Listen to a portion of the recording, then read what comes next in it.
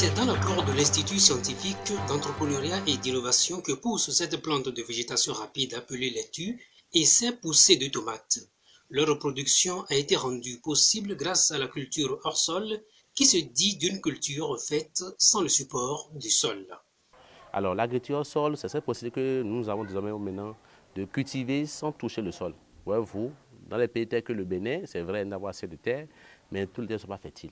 Voyez-vous, comme toutes les terres sont fertiles, nous devons penser à une nouvelle forme d'agriculture qui, ma foi, vont nous aider en milieu urbain comme ça, de produire et d'augmenter le rendement aussi.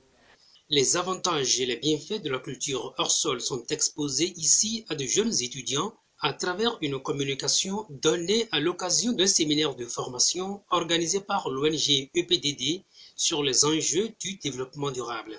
L'agriculture hors sol, une véritable alternative à la rareté et à l'indisponibilité de la terre en milieu urbain.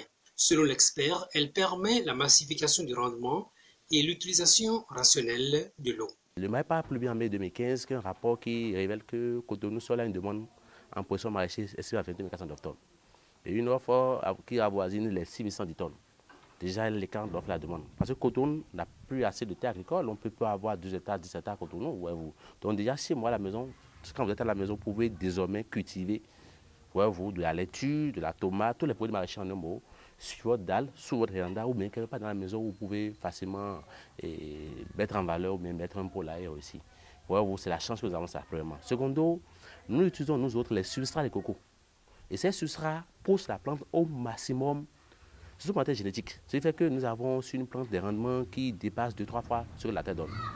Et même le rapport, la FAO a publié un rapport sur l'utilité des fibres de coco. Il a dit que ces fibres sont de véritables terreaux qui vont aider l'Afrique d'ici les années 2100-2150 à lutter contre la famine, la grande misère.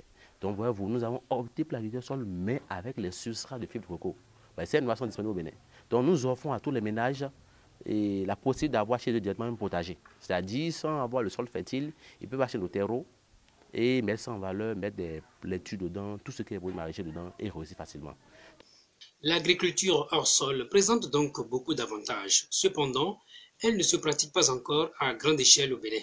Le souhait de l'expert, c'est que l'État investisse davantage dans les fertilisants biologiques et valorise les jeunes qui font des recherches dans ce sens. En un mot, qu'il y ait plus de motivation des jeunes à aller vers l'agriculture.